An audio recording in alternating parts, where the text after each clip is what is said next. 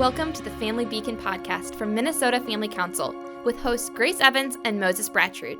Stay informed on the top stories on life, family, and religious freedom. Get the facts, stand for truth. Hello and welcome back to the Family Beacon podcast. My name is Grace Evans. I'm here with my co-host Moses Brattrud, and today we have a very exciting guest on our show, Jeff Evans, who is actually going to be the new CEO of Minnesota Family Council and Institute. So we are thrilled to have him on the episode. He's going to be talking all things transition with us. He's going to tell us why and how our mission is more critical now than ever. But before we get into our episode and really the meat of the episode, I wanted to just let you guys know about season 4 of the podcast, which is coming soon, and the scheduling for the remainder of this season. So you've got this broadcast this week, of course, and then next Friday, Moses will be interviewing Representative Hudson on the podcast. So that will be a really exciting episode. So stay tuned for that next Friday. And then on December 14th, as well as December 21st, you will have your regularly scheduled broadcasts on Friday coming out with Moses and I doing our regular episodes. Now, the 21st one will probably be wearing our Christmas hats, so we're excited about that, to have a Christmas episode. But then on December 28th, there will not be a podcast episode because we will be on break for season 4, and we will be coming back mid-January. So we will keep you posted on the exact return date in January. We're really excited to return. We have some exciting new ideas for season 4, and our team is actually even getting together next week to brainstorm how we can make it even more excellent, both audio-visual wise, but also content wise. So that's a little update on the schedule for you guys. Jeff, see how I already did that? Jeff and Moses, thank you for joining me on the podcast today. We're really excited to talk all things transition. Moses, why don't you go ahead and really just kind of take it away with our first question that we have here for Jeff. So, Jeff, you have worked at MFC for more than a decade, on and off. I should say you've been here for more than a decade, but you moved into a full-time role about 5 or 6 years ago? Yeah, 2019. 2019. So can you talk about that, your background, what brought you to MFC? Mm-hmm. Yeah, I'd love to fill you in just a little bit there. So in late 2011, I was having a conversation with John Helmberger, our current CEO, and he was looking for somebody to help with church outreach in the Christian community here in the state, especially the Marriage Protection Amendment, but other things as well. And he was asking me if I knew of anybody that could be a blessing, a help to Minnesota Family Council and so on, and thought through lots of different scenarios, and ended up my wife said to me, well, why don't you jump in and help? It wouldn't be that big a deal, 10 hours, 15 hours a week. And so I brought that up. John thought that was a great idea. I hope he still thinks that's a great idea. But I started in December 2011 and part-time capacity.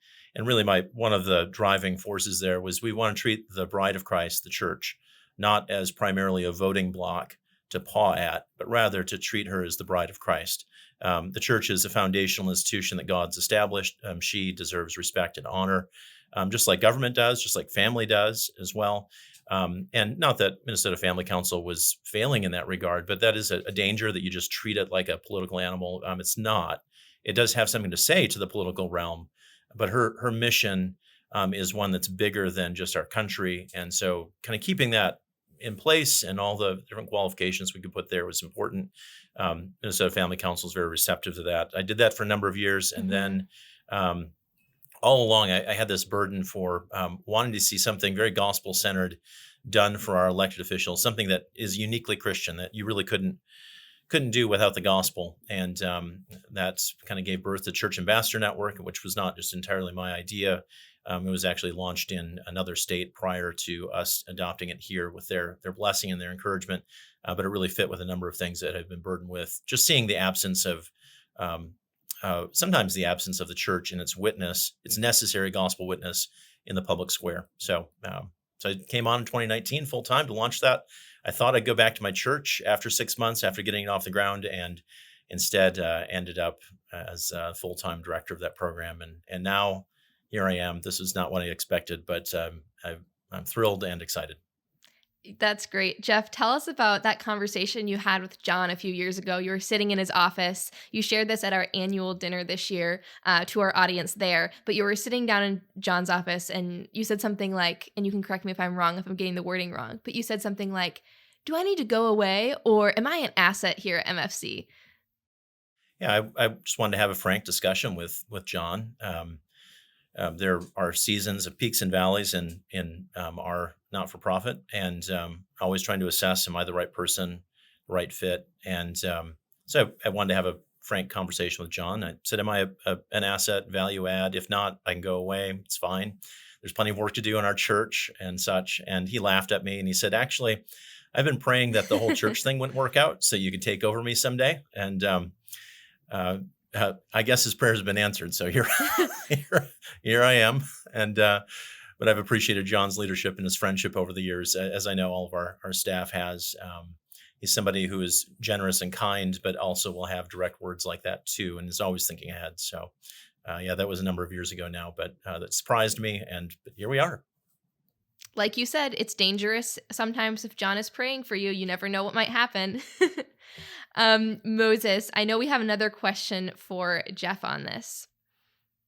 I wanted to talk about some of the things that Jeff has already led in your time at MFC, Mm-hmm. and that includes, of course, the Church Ambassador Network. But one thing that I have been thinking just over the last few years or the last year, that I think has really benefited our organization and is set to benefit us even more in the years to come, is our move from the suburbs here into St. Paul. And you spearheaded that. You got me on board. We found this building, and of course, with John's leadership throughout this process. And now we've been here. It'll be a year in January or February since we moved in. What do you think prompted you to think of St. Paul as our new location, and how do you think our new office, just right on top of the Capitol, contributes to our mission? Yeah, that's a good question. There's the obvious answer that the closer we are to the Capitol, where most things are happening that we're concerned about, the easier it is just to walk right across the street, be in the Capitol complex, engage there. It's been a great blessing. I think it's made the work all the more interesting and all the more pressing because we're right in the heart of it. But one of the other things that I was thinking about in this is, okay, how do we be distinctly Christian in all that we do? So we want to continually grow in that in our organization. And one of the things is that hospitality is something to be practiced by believers. And so I started thinking, how do we practice hospitality with our office? And we had a fine office where we were at prior to this, but it didn't lend itself to the kind of hospitality that I was envisioning and thinking we really needed to go further relationally with our elected officials and all the support staff and so on at the Capitol. So when we found this place and when we started looking at the build out, I got really excited about finding the right espresso machine and grinder. I geeked out on that. I think John was a little nervous. He said, "How much do you want to spend on this?" And he was imagining more, which was great, but I still was imagining a good chunk because I wanted to have the best espresso and cappuccino available on demand for friends and acquaintances, and in a very nonpartisan way. And it's underneath the gift limit, so something like that, or being able to host people here. To give a bit of a respite from the craziness that can happen at the Capitol. By craziness, I just mean the busyness, the pacing can be so intense. And to have a place that you could stop in and sit down for a few minutes, chat, be prayed for, encouraged, that mattered. And lots of other things like that. So how can we be hospitable with the space that God gives to us? And that's borne some fruit already. We have plans going forward with that. I don't want to spill the beans on it, but just to emphasize the nonpartisan nature of this, we intend to be a blessing as far as hospitality to Democrats and Republicans, both. Probably can't get them in the same room all at the same time. That sometimes can spoil the party, but we love to show hospitality to everyone and a kindness, a mercy in the midst of very pressing, demanding schedules. And so anyway, hospitality was the heartbeat there too.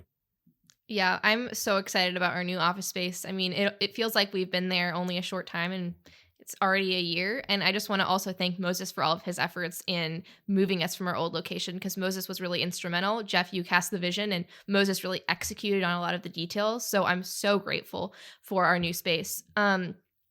Jeff, I did want to talk about John, who is our current CEO and has served MFC faithfully for years and years now. I wanted to talk about some of his leadership highlights from your perspective, and then also just about how he has really mentored you over the past few years, mentored you into this role, and you consider him such a dear friend and a dear mentor also.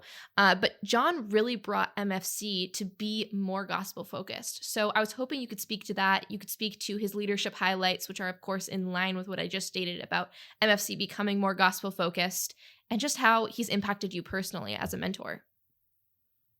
Yeah, so a few things on that, and there's so much, but one of the things I greatly appreciated from John coming off of the marriage amendment, which was kind of dark, right? You think, oh, this is a watershed moment in the history of Minnesota. Some people celebrating it, obviously, and then others greatly distressed by what it tells you where our culture is at. And there was a lot of discussion, some political pragmatism going on with various allies and acquaintances saying, now is not the time to be more Christian. Now is the time to maybe hide that a little bit or don't lead with it. They weren't saying get rid of the Christian faith. It's just, there's like, maybe it's a liability. And John very decidedly said, being with Christ is never a liability. We can't be foolish about this. We need to be shrewd, but now is not the time to back away. Now is the time to lean in with the gospel and the scriptures and what we believe and go further with that and have a clear voice on that. And so we redrafted our mission and vision, made it even more robustly biblical. It's not preachy, but you can tell like, oh, they're decidedly Christian in all they do. You take the faith away, and they have no business doing the work that they're doing. Amen. So that was a huge step. The board was in line with that. John and the board worked seamlessly with that, and the staff really came along with it. But I'd say the day-to-day character of John is just amazing. John is a very humble man, very, very humble. He lets criticisms and shots taken by the world roll off his back. He laughs at them. He sees them as a badge of honor without being proud about that. And is diligent in the work that he does. He loves people. He loves our state. The number of times we've seen him move to tears over things, just weeping about our state and people that are perhaps on the other side of things. He's got a heart that is soft towards the Lord and towards everyone. And I love that. And yet he's a fighter. Sometimes we think that being a Christian, we play nice all the time and never upset anybody. But John is willing to say the hard thing at the right time, not coming off half-cocked, but say the hard thing at the right time and standing by that. So he's got a backbone, and I love that as well. And he's just fun to be around. We all enjoy him. He's got a good sense of humor. He loves his wife, loves his kids.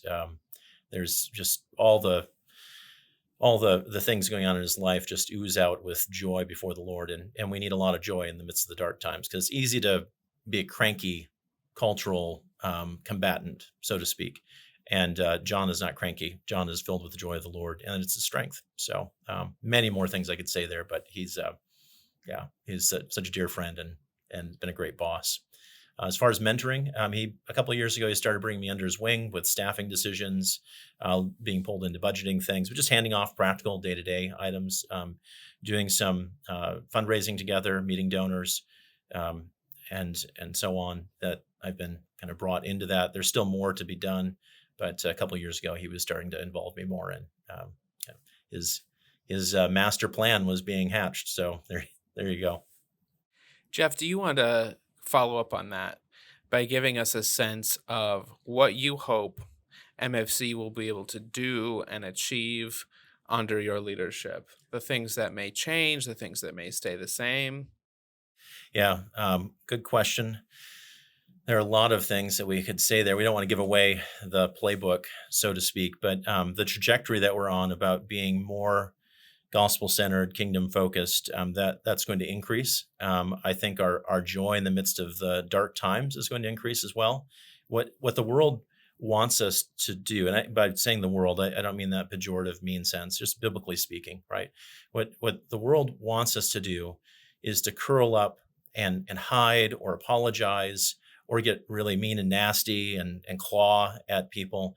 And I don't want any of that. What I want to do is put on the full display of what a joy it is to be in the Lord, regardless of the times, regardless of the results that God gives to us, in full confidence that Jesus is ruling and reigning at the right hand of the Father, and then living out our lives that way, because we actually believe as Christians that the Christian faith lived out is very good, not just for us and not just for our families, but it's good for our neighbors. I mean, we're commanded to love our neighbors. And if that's not enough, we're supposed to love even our enemies. And that doesn't mean you have to agree with everything that somebody who's opposed to you thinks, but we've got to figure out ways to love them. And love is efficacious. Christian love changes people. And so if we want to see change in our society, which we do, it's not going to come first and foremost through politics and policy. Those things are important, but they need to be reflective of what the truth is. But change is going to happen in Minnesota when believers lean in and say, this is a really hard time. It seems dark. I've got the light that God has given to me, little old me, right? Humble me. I'm not the end all be all, but God has put me in this place, in this time, to go out and show forth his love. And that'll change Minnesota, right? So that's one thing that we'll be doing more of. I think that'll play itself out in policy. It'll play itself out in the legal realm. It's going to play itself out in elections and candidate recruitment and so forth, common levers in the public square. But we want to be doing these things as, again, decidedly deeply Christian. And I think when people see that, they really like it, and they don't know what they like about it, but they're drawn to it. And so this would be another component. I want us to lead, not lead in a way that we take the lead away from the church, but we want to lead as a parachurch organization, as a not-for-profit, in a way to encourage and engage believers in churches through the state and show them what gospel witness can look like in the times we live in, and engage them at the most local of levels, and have them live lives that aren't according to the script of the world again. Like, it must mean that you're playing this political power play to get your selfish little thing. And it's like, no, actually, we just want to bless everybody. And now that people will say and push back, well, what about all the people you oppose? Well, yeah, there are things that we oppose. We're not opposed to people. We love them where they're at. But we are on God's side of like how we define what's good and what's right and what's healthy and what's a blessing. And so there'll be opposition, there'll be conflict, but Christians have encountered conflict throughout history, and we keep learning how to do it better. We're never perfect. There are ways that we can sin and do it wrong, but with the gospel, we have actually the strongest tool to change hearts and minds. And so I'll say this is a delightful time to be in, and I want us to drill down even further with that. So that's a very general statement. There's particulars, but that's not for prime time until the appropriate time comes. Jeff, I had chills when you were speaking. Very excited about the future of MFC and what we are going to do in Minnesota. Speaking of getting involved on the local level, because you did speak of that, we wanted to make our audience aware in this episode of something that is really important that is happening. I think that our audience can agree that they can agree with the statistics. They can agree with the facts that in 2023, there was legislation passed that the majority of most Minnesotans actually disagreed with. Progressive legislators were voting against the will of the majority of Minnesotans. And that was hard, but there is actually a big opportunity for you, our listeners, to get involved right now and really change the tides, so to speak, in 2024 in the election, or excuse me, in the session coming up. Now, Moses will tell you more about that. Yeah, thank you, Grace. So we have coming up on Tuesday, December 5th, there's a special election in Minnesota House District 52B. So that's part of Eagan, Mendota Heights. So granted, that's not the majority of people, right, who are listening to this podcast. But this is really important for a couple reasons. So first of all, when you have a special election, turnout is often really low, like a half or a third of what it would be in a normal election year. So we're doing everything we can to make sure residents of that district are aware that, unlike the people in Napa Valley or me up in St. Paul, these folks have an election on Tuesday. So as part of that, we're making calls to residents, and we are hosting an event on Sunday, December 3rd at the Eagan Community Center, where we have invited all the candidates who will appear on the ballot, and two of them, the Republican and the Libertarian candidate, have agreed to come and answer questions about what issues they prioritize, what issues Minnesotans care about. So I'd encourage you who are listening, if you live in the district, of course, please show up Sunday evening, 6 p.m. at the Egan Community Center. And of course, make a plan to vote Tuesday, December 5th or before through in-person early voting. And then if you're not in the district, maybe you know people who are. Please do send this information, and we'll have this in the podcast notes, that URL where you can get more information. Send this to friends who live in the district, because chances are they don't know that an election is happening. That is why the turnout is so low. People just are not aware. It's in December. There aren't elections in December. We had elections this fall, local elections. So people aren't expecting this, and they need to be made aware. As Grace mentioned, people have a chance in a small way to sort of make their voice heard on the direction that Minnesota is taking. Do they want to go in the same direction, different direction? And so we'll see. We'll be watching that really closely. Now, Jeff, as we bring this in for a landing, you've talked about your vision, your background. I'd like you to, I think as a pastor, this comes naturally to you, to encourage God's people. And most people, not all people who are part of MFC's network are Christians. That is their primary motivation. And I would think that that's true of almost all of our audience. So I wonder if you can bring some words of encouragement that you think will be beneficial to those of us who are listening, who are really excited about what you've said so far. Yeah. St. Augustine from the early church has this quote that I've used in lots of different places. You remember, if you're a student of church history at all, and if you're not, it's fine. Although you should be, because you'll learn a lot. It's great. But Augustine's kind of contemplating the fall of Rome, which is seemingly the end of known society in the early church, and it feels like it's topsy-turvy. The culture is upside down. What are we going to do? What's the future look like? And that's actually really similar situationally to what we're facing right now. For those of us who are students of Western history, and you know something of the heritage of the Christian faith through Western history, and how inextricable certain very positive things that everybody agrees on are great, are tied up with the gospel. Right? And this has happened elsewhere in the world too. It's not as though the rest of the history doesn't count it. It does, but this is kind of our inheritance here. So should we count it? And we should look back with thanks for what God has done and learn how to be wiser. But we're in a similar position where it seems like culture has changed so rapidly. Society is in upheaval for lots of different reasons. What's our position? And this isn't scripture, right? But this is, I think, infused with scriptural principles here. So Augustine says, actually, all foes of the church, whether blinded by error or moved by malice, subserve her in some fashion. So, like, who's serving who? The conflict that we're in right now actually is going to serve gospel ministry. So we need to get that right. Why?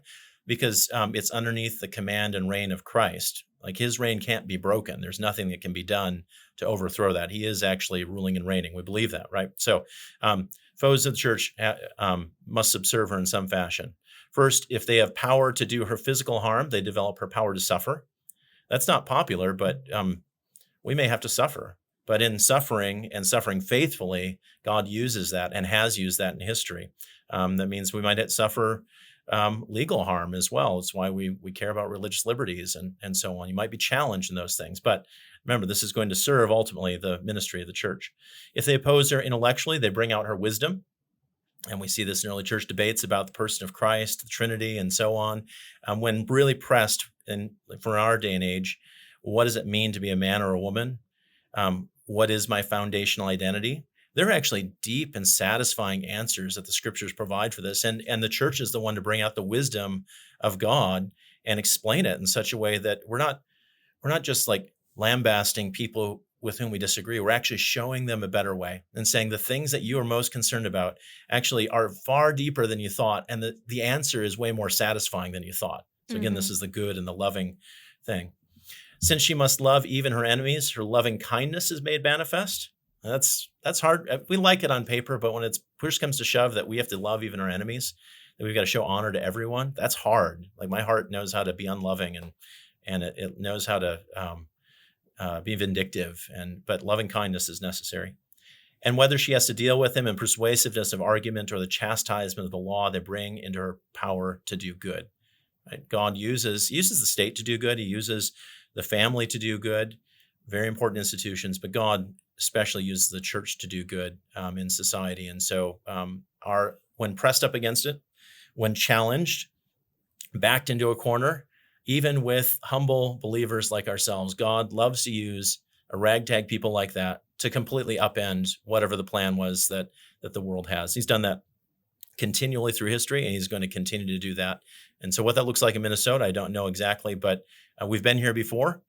And the Lord has blessed his church, he's blessed his people, and he's blessed society as we've moved ahead in faith. So remember that quote there and some of those annotations from Augustine, City of God, chapter 18, if you want, or book 18, 51. So, Jeff, I'm really encouraged by what you've said. I know our audience is encouraged. In light of everything you've said, I think it just encourages us as Christians to live as the most joyful people in Minnesota and to, shine that light of Christ to others in our day-to-day life and in our vocations. On this episode, we've talked about a lot of things. We've talked about the highlights of John's leadership. We've talked about how he mentored you, Jeff. We talked about the background of how you got involved in MFC. And we've also highlighted our new location, the pros of it. And you've also just continued to cast our vision. And I think if there's one thing that our audience can take away from this episode, it's that under our new CEO, Jeff Evans, our mission is more critical, more crucial than ever before. And so I just urge you to partner with us. Go to mfc.org/donate if you want to partner with us. We would love to partner with you. Every donation, it counts. And more than that, too, we really want you to be on our email list. We want you to be getting all of our notifications, all of our information, these really crucial, timely things that we're telling you to pay attention to, like this special election that's coming up in House District 52B. So if you want to be on our email list and get all of our notifications and you aren't already, make sure you go to mfc.org/subscribe. Now, thank you guys so much for tuning in to this week's episode of the Family Beacon podcast. We will see you next Friday. Thanks for listening to or watching this episode of the Family Beacon podcast from Minnesota Family Council. Subscribe wherever you listen to podcasts so you're up to date on life, family, and religious freedom. You can follow us on Instagram at MN Family Council and subscribe to us on YouTube to watch our content. Get the facts, stand for truth.